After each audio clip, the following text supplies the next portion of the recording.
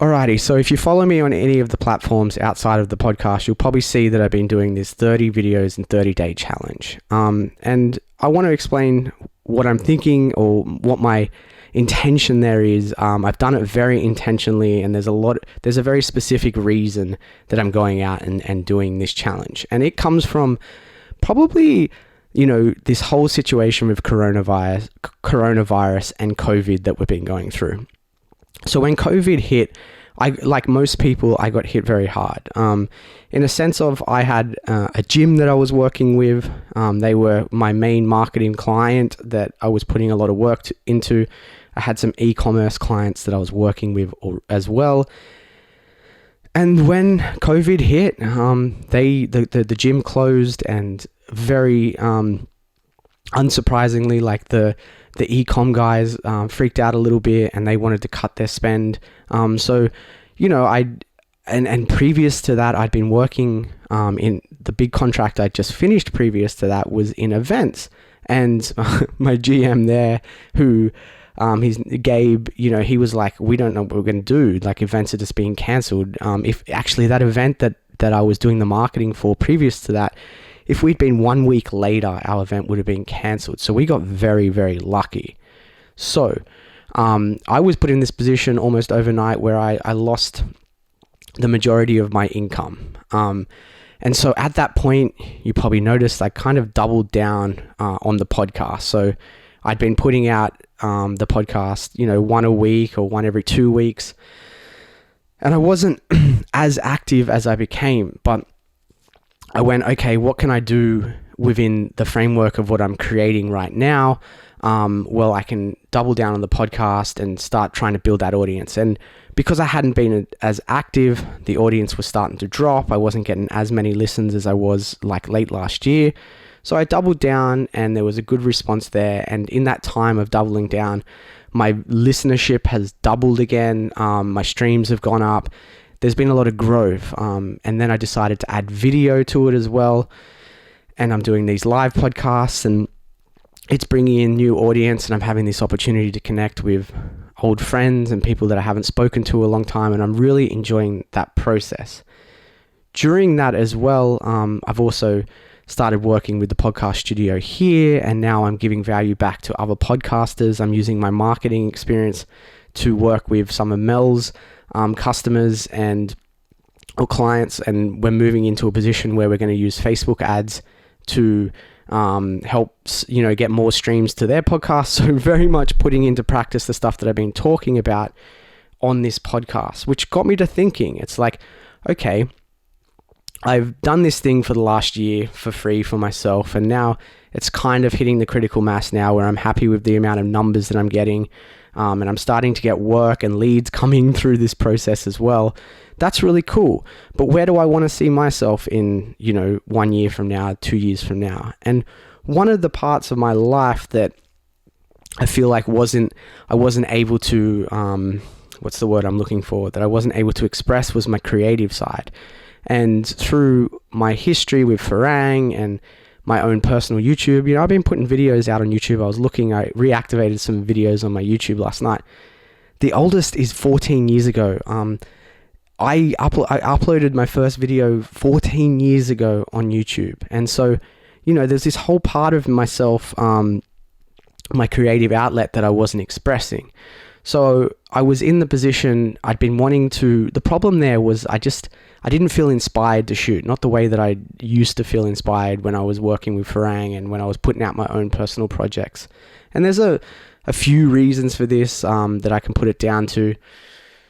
I can say I didn't have the right camera. I can say that I didn't have the right people around. There's a million excuses that I can make. But for whatever reason, I wasn't inspired to shoot.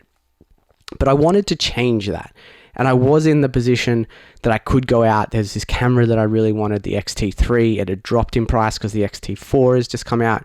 And I was like, all right, I want to go and I want to start being able to create again from a visual standpoint. I'm going to go out and buy this camera, and I'm going to start putting some videos out again. So I did that. I went and bought the X-T3. It gave me all the excitement that I wanted to, and I put out 1 or 2 videos, and it felt really good. However, the actual process was unfamiliar for me. Because it'd been 2 or 3 years since I'd actively been shooting, I didn't feel like when I picked up the camera, I was just able to see the world through the lens like I once could.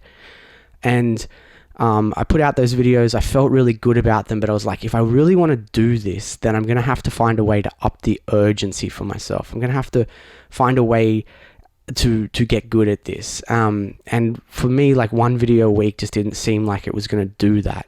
So as I do quite often, I came up with the most extreme version of, an apprenticeship or trying to strive for mastery. And how that looked for me is, I've been doing these accountability sessions with my friend Bo, and I'd set accountability to put a video out or put video out here, but we were sitting down for one of our accountability sessions, and June was quickly coming our direction, and it came to me that I should do this 30 videos in 30-day challenge.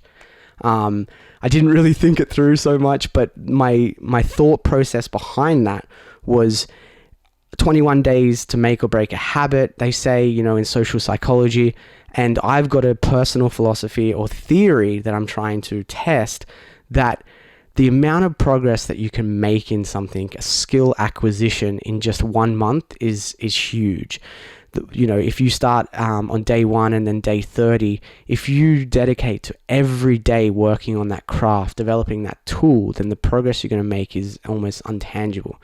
So that was my thought process going into it, and I committed to it.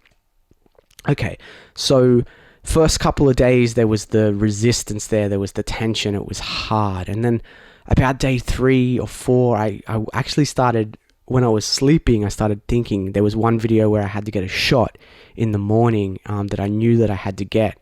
And so at about 4 a.m., I knew if I needed the video out by 7, that I had to get it. And I noticed myself waking up in my sleep and knowing that I had to do it. So I was like, okay, that's the first stage there. I'm starting to work through the resistance.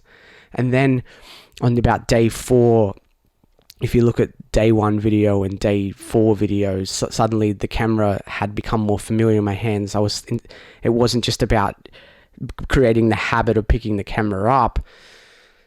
By this point, I was able to start focusing on color a little bit. So the colors were getting a little bit better. And then my ND filters arrived. So by day 6, the colors were looking good. And then by day 7, because the colors were second nature now, and I was starting to get some of those visual standpoints are becoming second nature, I'm now able to start focusing on storytelling a little bit. And already within 1 week, 8 days, 10 days now, I've already noticed this huge increase in the production and the comfortability within the shooting that I'm doing. So that's 1 week in. 1 week of dedicated, intentional practice. I've already made leaps and bounds in the progress and the familiarity with my camera. And then something interesting started happening on day 8. Suddenly my brain clicked, and I went, okay, now I can start getting creative with the shots. And I did this little spinny thing where I changed clothes before I worked out. And, if I'm looking at day 1, I wasn't thinking in that way. And this is, intentional practice every day. I'm starting to be reminded of like how to get creative with the camera. And so all of this is 10 days in. I'm 1/3 of the way through this process of the 30-day challenge. And so when I look into the future, I'm already looking into like where I'm going to be in 30 days from now, and I'm feeling inspired at this point. Now, you heard it here on the podcast, but I'm doing 30 days. If by the end of the 30 days, I'm still feeling it, I'm just going to keep this going. I'm going to see how long I can go with this process of creating videos, because it is rounding out my package. It's rounding out my offering. Photography and video is something that I'm very passionate about. It's a place that I would like to see myself working within this town, Newcastle, that I'm living in. There's not a lot of fantastic filmmakers. There's an open market here. I know this because in my last contract for the Newcastle show, I needed to reach out to photographers and videographers for the show, and it was very hard to find people that matched what I was needing for that contract. So I saw that there's a bit of an open market there as well. And then something even more interesting happened. After 8 days, I started actually getting some leads come in. So just through this posture of holding this posture in the world of saying, hey, I'm doing photo and video now, and having a good fundamental skill set, already people are starting to reach out to me for the services that I'm offering.